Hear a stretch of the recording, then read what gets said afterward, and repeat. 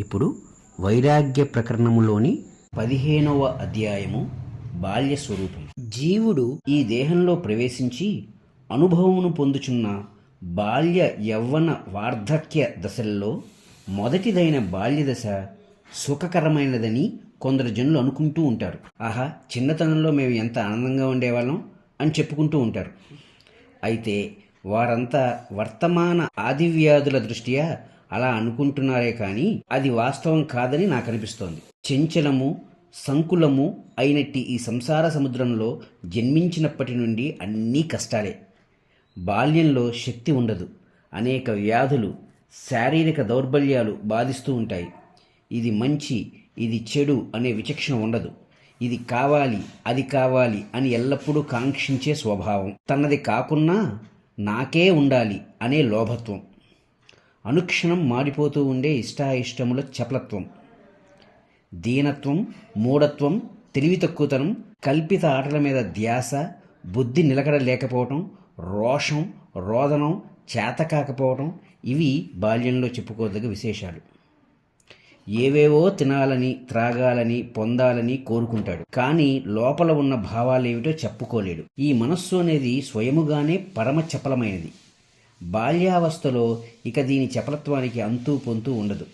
బాల్యంలో ఉండే అనేక అసమర్థతల కారణంగా ఏవేవో మనశ్చింతలు బాధిస్తూ ఉంటాయి. చేసే పనులన్నీ అతి మూఢంగా, అవిచారణాపూర్వకంగా ఉంటాయి. అగ్నిజ్వాలలు, సముద్రపు అలలు, మెరుపులు, స్త్రీల నేత్రములు ఇవన్నీ బాల్యావస్థ అనుదాని నుండే చపలత్వం నేర్చుకున్నట్లుగా నాకు అనిపిస్తోంది. ఈ బాలుడు కుక్క వల్లే అతి స్వల్పమునికే సంతోషించి స్వాధీనుడవుతాడు.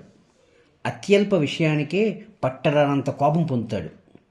ఈ పదార్థము పరిశుద్ధమా కాదా, ప్రమాదకరమా కాదా అని పూర్వాపరాలు విచారించకుండానే పైకి బాగున్నంత మాత్రం చేత అది నాకు ఇప్పించండి అని గోల చేస్తాడు. గుణదోషములు విచారించే బుద్ధి లేకపోవట చేత ఆయా పదార్థములు అతనికి అనేక బాధలే తెచ్చిపెడుతున్నాయి. పోనీ పెద్దలు ఇవ్వనున్నారా, ఇక ఏడు పాపడు. ఒకటి పొందగానే బుద్ధి విక్షేపం చేత మరొకటి కావాలనుకుంటాడే కానీ ఏది పొందినప్పటికీ ఏ మాత్రం తృప్తి పొందడు. ఇంతలోనే ఏడుపు, ఇంతలోనే నవ్వు. అతని వెకిలి అల్లరి ప్రవర్తన చూసి ప్రతి వాళ్ళు బెదిరించేవాళ్ళే. పెద్దలు విధించే శిక్షలను నిస్సహాయంగా, మౌనంగా అనుభవించవలసిందే కదా. పెద్దలు, తల్లిదండ్రులు, గురువులు, పై తరగతి బాలురు ఈ విధంగా అతను అందరికీ భయపడుతూ ఉంటాడు. ఎవరో చెప్పిన కథలో వర్ణించబడిన బేతాళుని ఎదురుగా ఊహించుకుని భయపడతాడు. నిద్రలో ఏవేవో ఊహించుకుని కలవరిస్తూ ఉంటాడు. ఇష్టమైన వారు దూరంగా ఉంటే బెంగపడతాడు. చూచారా స్వామి, ఈ విధంగా బాల్యం అనేక భయములతో, తప్పుడు పనులతో, మనోవ్యాధులతో, ఉద్వేగములతో నిండి ఉంటుంది. ఇట్లు అజ్ఞాన విజృంభణకు ఆలవాలమై ఉండగా జనులు ఏ ఉత్తమానందం ఈ బాల్యంలో చూడగలుగుతున్నారు? చమత్కారమే కదా. దోషప్రదములైన అజ్ఞానములు విజృంభించడం ఆనందకరమేమిటి? ఈ బాలుడు పనికిరాని పనులను కూడా మహా కుతూహలంగా ప్రారంభిస్తాడు. దుశ్చేష్టలపై వ్యామోహం, దుర్బుద్ధి కలిగి ఉంటాడు. నిప్పన్నా భయం, నీరన్నా భయం. అందరి చేత చివాట్లు, మనశ్శాంతి ఉండదు. గోతిలో చిక్కుకున్న గబ్బిలంలాగా అనేక అమంగళమైన యత్నాలు, మనోవ్యాధులు, సందేహాలు, చెడు పోకడలు కలిగి ఉంటాడు. ఇక స్వస్థత ఎక్కడిది? ఎక్కడ మనోచాంచల్యం, అజ్ఞానం కలిసి ఉంటాయో, ఏ చోట దోషాలు, వ్యాధులు, ఆధులు, చిత్తవికారాలు, అస్వాధీనత సమావేశమవుతాయో అక్కడ శాంతి, ఆనందం ఉంటాయా? లేనే లేవు.